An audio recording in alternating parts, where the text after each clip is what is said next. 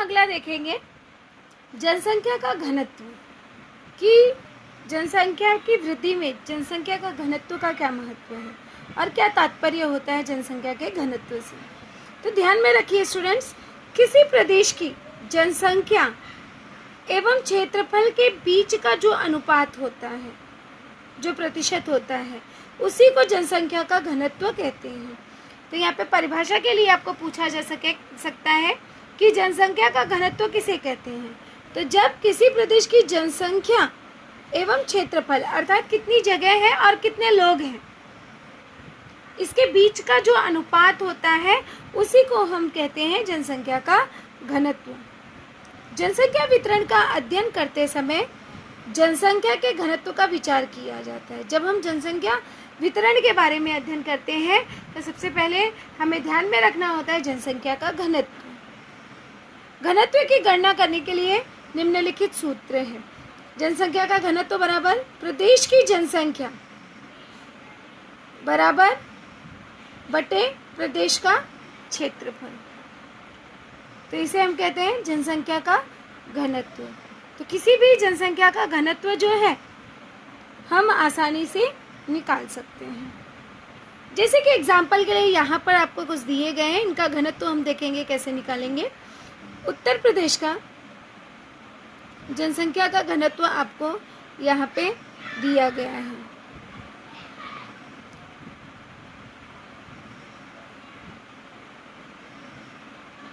अब यहाँ पे क्या है कि 1998 12 341 और इसका क्षेत्रफल कितना है 240 926। तो इस तरह से यहाँ पे हमारी होगी जनसंख्या और ये हो गया क्षेत्रफल।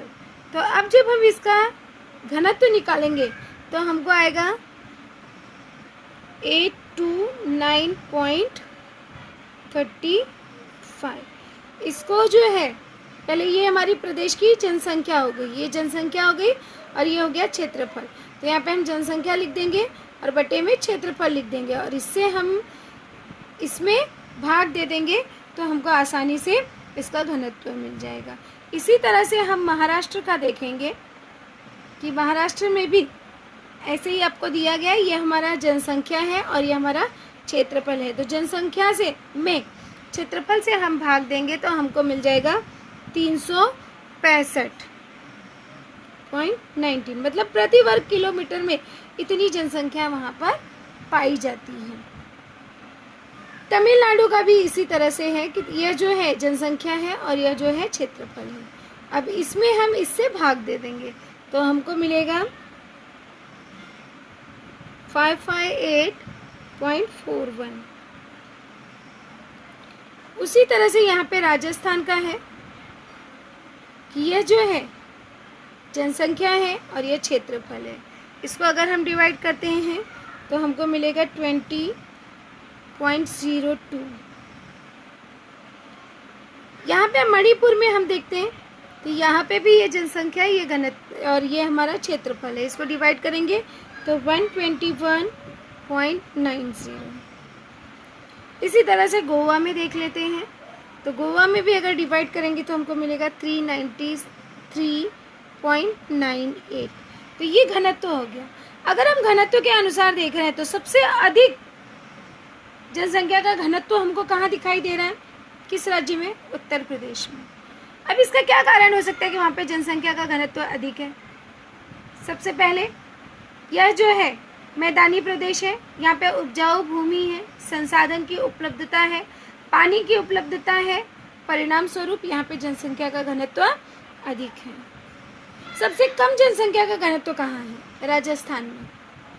क्या कारण है, अभी क्या कारण हो सकते हैं, वहाँ पे पानी की उपलब्धता नहीं है, भरपूर मात्रा में संसाधन उपलब्ध नहीं है, रेगिस्तानी भाग है जिसके कारण यहाँ पर जनसंख्या का घनत्व अधिक है। जबकि अगर देखा जाए तो क्षेत्रफल की दृष्टि से राजस्थान जो है सबसे बड़ा क्षेत्र है क्षेत्रफल की दृष्टि से, फिर भी वहाँ पे जनसंख्या कम पाई जाती है। इसका प्रमुख कारण यही है कि वह जो है वहाँ पे प्राकृतिक संसाधन की उपलब्धता कम है, वहाँ पे रेगिस्तान अधिक है जिसके कारण वहाँ पे जनसंख्या भी कम है। अब हम देखते हैं जनसंख्या का घनत्व कम और अधिक होने के प्रमुखतः कारण क्या है कि यदि किसी प्रदेश का क्षेत्रफल एवं वहाँ रहने वाली जनसंख्या ज्ञात हो तो वहाँ 1 वर्ग किलोमीटर में कितने लोग रहते हैं इसका हम पता लगा सकते हैं। अब ये जो आप देख रहे हो, यह जो जनसंख्या का घनत्व है, ये आपका 1 किलोमीटर में इतने लोग जो हैं वहाँ पे निवास करते हैं, ये उनकी संख्या। उसके लिए हमें ज़रूरी है कि जनसंख्या पता होना चाहिए और क्षेत्रफल कितना है उसका वह पता होना चाहिए। जनसंख्या का घनत्व सभी स्थानों पर एक जैसा नहीं होता है। कहीं पर जनसंख्या अधिक होती है तो कहीं पर जनसंख्या कम होती है। किसी प्रदेश का आकार छोटा हो सकता है और यदि वहाँ जनसंख्या अधिक हो तो घनत्व अधिक होगा। अगर वहाँ पे आकार छोटा है और जनसंख्या जो है वह अधिक है तो इसे कहेंगे कि वहाँ पे घनत्व अधिक है। कुछ प्रदेश का क्षेत्रफल अधिक हो सकता है और वहाँ जनसंख्या कम होने से घनत्व भी कम हो जाता है। जैसे कि हमने एग्जाम्पल के लिए देखा कि राजस्थान का क्षेत्रफल जो है वह अधिक है किंतु वहाँ पर लोगों की संख्या कम है, जिसके कारण यहाँ पर जनसंख्या का घनत्व भी कम हो गया। उदाहरण के लिए राजस्थान का हम देख सकते हैं। अब इसके बाद हम देखेंगे जनसंख्या संरचना, कि जनसंख्या संरचना का क्या अर्थ होता है। जनसंख्या को अलग अलग घटकों में वर्गीकृत किया जाता है। इन घटकों के परस्पर संबंधों के अध्ययन के द्वारा किसी प्रदेश के जनसंख्या की संरचना एवं गुणवत्ता का पता लगाया जा सकता है।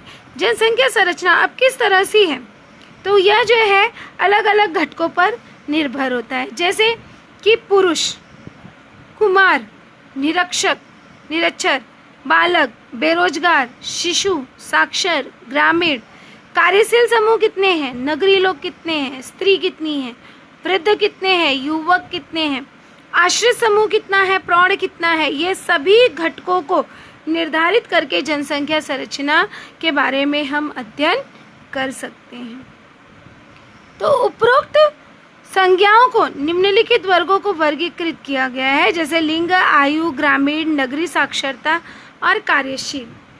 इन सभी घटकों पर यह निर्भर करता है।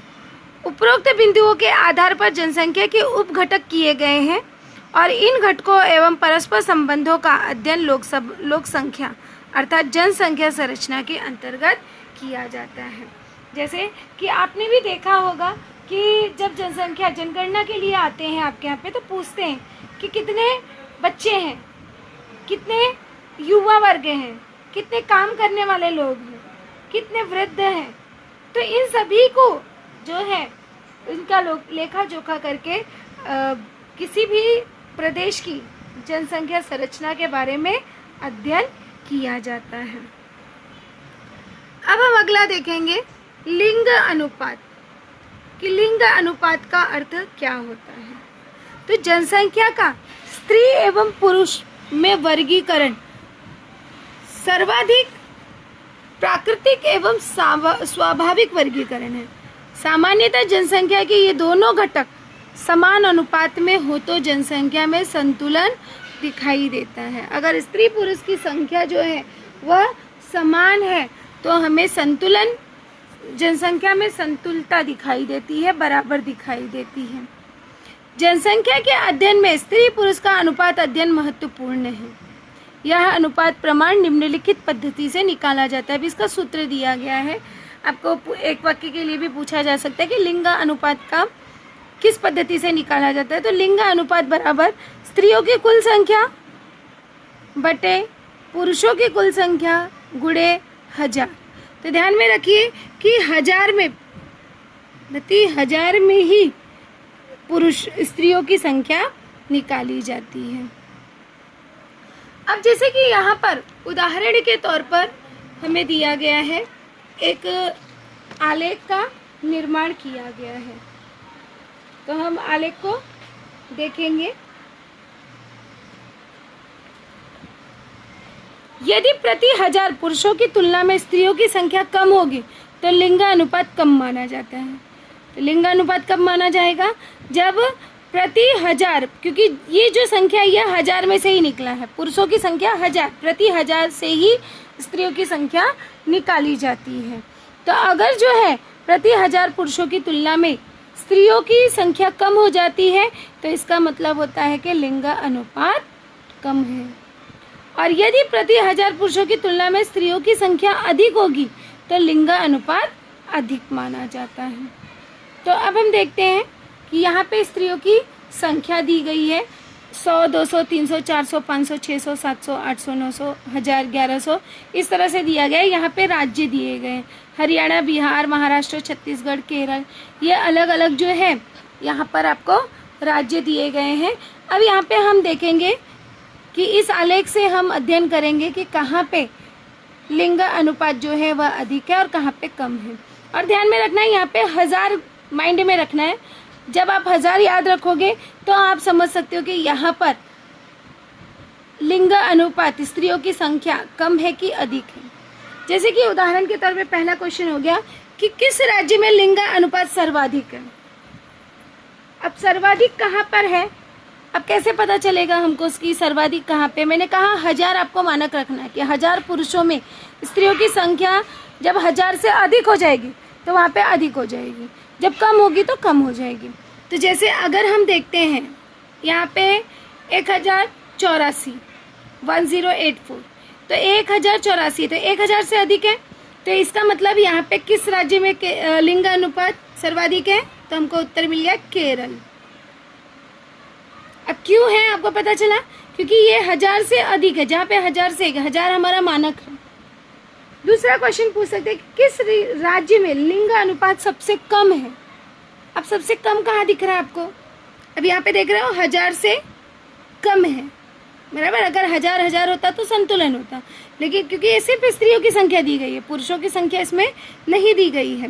पुरुषों के मानक हमको 1000 को मानना है। तो यहाँ पे किस राज्य में लिंग अनुपात सबसे कम है? अगर आप देखते हो तो यहाँ पे हरियाणा किस राज्य में है? हरियाणा में। हरियाणा में यहाँ पर हरियाणा में जो है लिंग अनुपात सबसे कम है। अब यहाँ पे जैसे तीसरा क्वेश्चन पूछा गया कि महाराष्ट्र की जनसंख्या में संतुलन पाने के लिए अनुपात में कितना एवं किस प्रकार का परिवर्तन अपेक्षित है। अभी महाराष्ट्र में अगर हम जनसंख्या देखते हैं, स्त्रियों की संख्या देखते हैं तो 929 है, मतलब 1000 पुरुषों पर 929 स्त्रियां। तो इस तरह से अगर देखा जाए तो महाराष्ट्र की जनसंख्या में संतुलन पाने के लिए लिंग अनुपात में 71 की वृद्धि अपेक्षित है, मतलब 71% की अगर वृद्धि हो गई तो वह अपेक्षित है। अर्थात 1000 पुरुषों की तुलना में स्त्रियों की संख्या बढ़कर 929 से 1000 हो जाएगी। अगर आप संतुलन हमें चाहिए तो संतुलन कैसे होगा? जब 1000 यहाँ पे भी 929 के बदले 1000 हो जाएंगे। तो अगर यहाँ पे 71 हम जोड़ देते हैं तो यहाँ पे हो जाएगा 1000।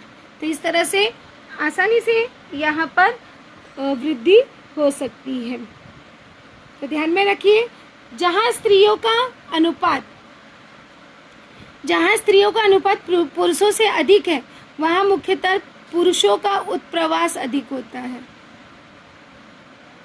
ऐसा प्रवासन अधिकतर रोजगार हेतु होता है, मतलब पुरुष जो है वो एक स्थान से दूसरे स्थान पर जाते हैं और यह इसलिए होता है क्योंकि रोजगार के लिए, जैसे केरल। किंतु जहाँ स्त्रियों की संख्या कम होती है वहाँ मुख्यतः स्त्रियों का जन्म दर ही कम होता है। यहाँ पे जैसे हरियाणा, यहाँ पे स्त्रियों को संख्या जन्म दर ही कम है, अर्थात स्त्रियाँ कम होती हैं।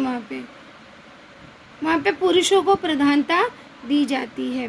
तो इस तरह से हमने देखा कि किस तरह से हम लिंग अनुपात के बारे में अध्ययन कर सकते हैं।